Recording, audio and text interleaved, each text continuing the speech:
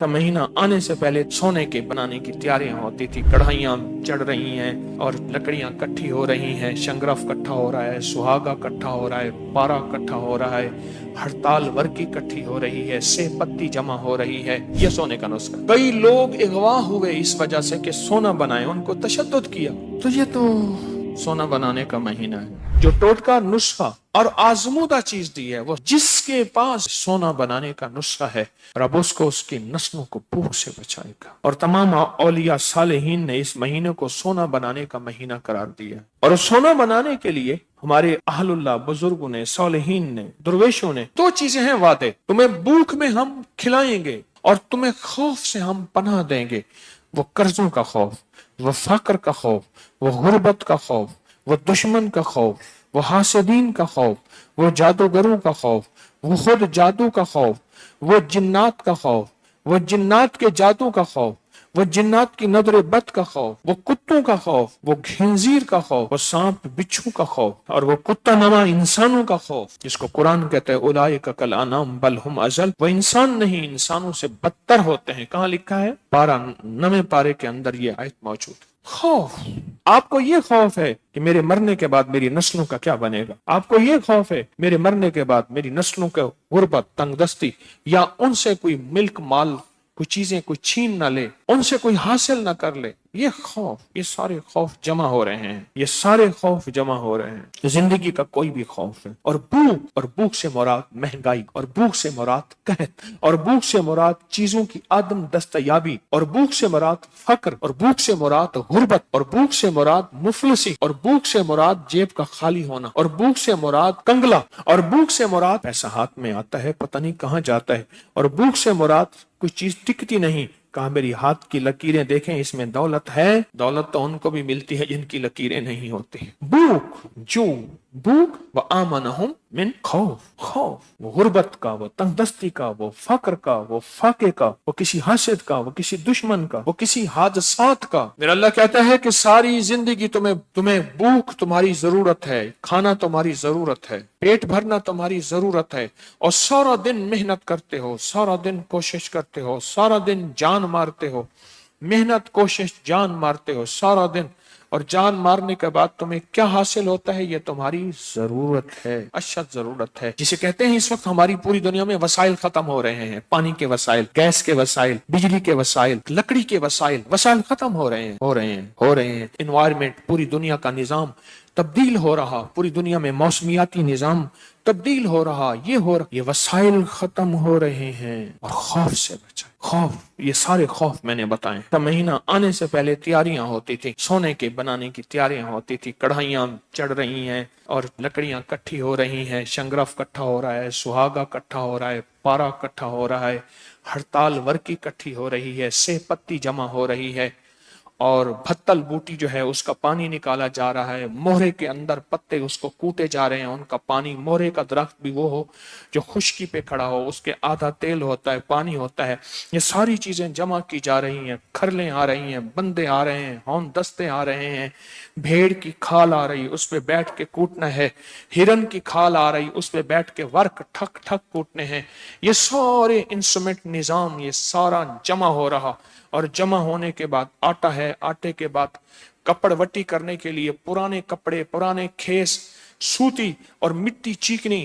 کمہار والی وہ جمع ہو رہی ہے، گل حکمت کرنے کے لیے، پتال جنتر کرنے کے لیے، تیل آ رہا، ریت آ رہی، گھڑا آ رہا، اس میں سوراخ ہو رہا، سوراخ کے اوپر دوائی رکھی جا رہی، دوائی کے نیچے آگ دی جا رہی، اس میں سے قطرہ قطرہ گرے گا۔ یہ ساری چیزیں کٹھی ہو گئی، اور ساری چیزیں کٹھی ہو کے اب سونا بننا شروع ہو گیا، ہر بندہ مصروف ہے، اور پھر سونا بنانے کا سارا نظام چل، اور دنیا ہے جو لگی ہے سونا بنانے میں، ساری چیزیں نقشے میں نے کھینچے ہیں، یہ ساری چیزوں کے تھوڑے سے نقشے کھینچے ہیں، یہ اس لیے کھینچے ہیں کہ ہم سمجھتے ہیں کہ شاید سونا اسی سے بنتا ہے، سونا اسی سے بنتا ہے، پھر جل مندرہ ہو رہا ہے، پھر شورا قائم ہو رہا ہے، پھر مس کہتے ہیں، یہ مس میڈم یہ نہیں، مس کہتے ہیں تانبے کو، پھر تانبا ہو رہا ہے، نکرہ چاندی ہو رہی ہے، शम्स सोने को कहते हैं, कमर चांदी को कहते हैं। शम्स बना या सोना बना, फिर आपस में इनका मिलाप हो रहा है, फिर ये हो रहा है और वो हो रहा है, फिर अचानक हांडी फट गई, चेहरा भी जख्मी है, बाजों का टोटे उड़ गए और फिर ये हो गया। नहीं है,